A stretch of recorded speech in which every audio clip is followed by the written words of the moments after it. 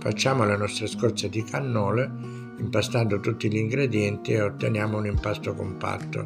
Facciamo un panetto, lo conserviamo una mezz'oretta in frigorifero.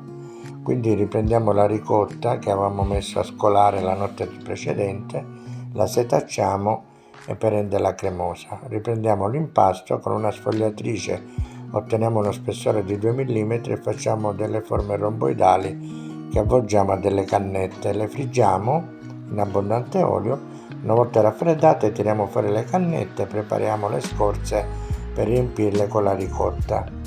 Una volta riempite le possiamo guarnire con le ciliegie candite o con la granella di pistacchi oppure con la buccia di arancio. Ed ecco i nostri cannoli siciliani.